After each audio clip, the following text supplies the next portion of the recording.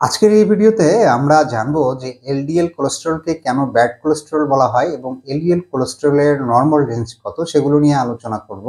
তার আগে এই চ্যানেলে নতুন হয়ে থাকলে চ্যানেলটি সাবস্ক্রাইব করুন। আমরা জানি যে কোলেস্টেরল হলো এক ধরনের চর্বি জাতীয় পদার্থ। এলডিএল কোলেস্টেরলও এক ধরনের চর্বি। এলডিএল কোলেস্টেরলকে কেন ব্যাড কোলেস্টেরল বলা হয়? আচ্ছা, যখন এলডিএল কোলেস্টেরলের পরিমাণ স্বাভাবিকের চেয়ে বেড়ে যায় তখন নানা জটিলতা দেখা দেয়। একজন সুস্থ মানুষের সুস্থ এবং স্বাভাবিকভাবে জীবনযাপন করার জন্য আমাদের কোলেস্টেরলের লেভেলটা স্বাভাবিক থাকা অত্যন্ত জরুরি।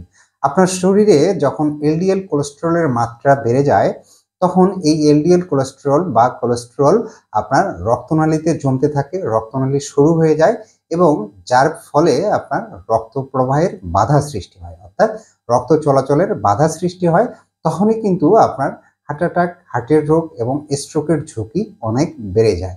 এজন্য এলডিএল কোলেস্টেরলকে ব্যাড কোলেস্টেরল বলা হয়, কেননা যখনই কোলেস্টেরল আপনার রক্তনালীতে জমতে থাকে তখন রক্তনালী শুরু হয়ে গিয়ে আপনার হার্টের রোগ, হার্ট অ্যাটাক এবং স্ট্রোকের ঝুঁকি অনেক বাড়িয়ে দেয়। এজন্য আমাদের কোলেস্টেরলের লেভেল স্বাভাবিক থাকা অত্যন্ত জরুরি।